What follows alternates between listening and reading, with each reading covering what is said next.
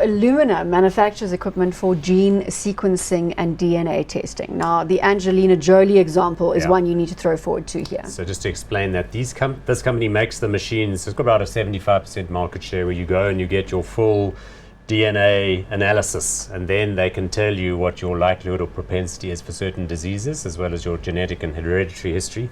So what you're talking about is what Angelina Jolie did. She knew that in her family there was lots of breast cancer, so she had a preemptive test, established that her gene DNA entitlement was the same as her parent, blah, blah, blah. And so this is the theory. This company started off similarly, and the price of getting one of those full assessments has come all the way down from about $50,000 per person per examination to less than 100. Well, not quite. So now it's not just reserved for your A-list Hollywood celebrities. Exactly. Market cap here, $23.8 billion. Price to earnings ratio of 52. No dividend yield. Share price graph, and there we go.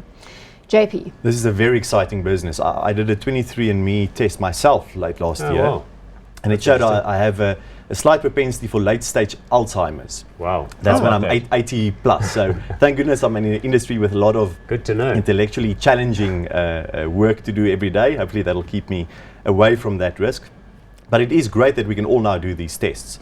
The one thing is, when there is a lot of excitement in the industry, sometimes you see that in share prices as well, where the excitement runs quite far ahead of the fundamentals. And there's a chance that this has happened in this case. So you think that it's actually run too hard? I do. I wouldn't quite call it the Crocs of the medical device industry. But if you think about GoPro, Crocs, your pet rock, all those things, there is substance here.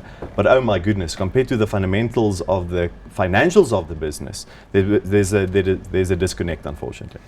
It's controlled by its founders. So the core guy was a guy called Larry Bock. They came from Tufts University in Boston. That's where they developed the technology. It was basically, this company was established in 1998. In 1998. And it's already worth, mega billions.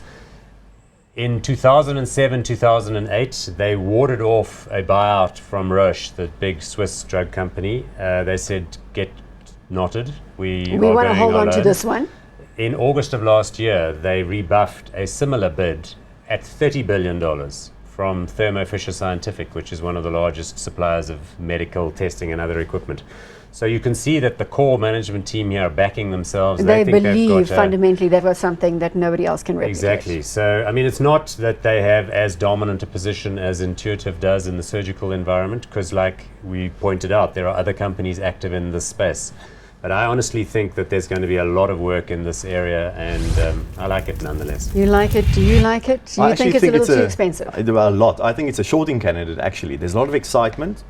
This is the main company in the sector right now, but it's not that difficult for other companies to also enter this sector. So I don't see a wide moat, and therefore short it. I might short it after tonight. There we go.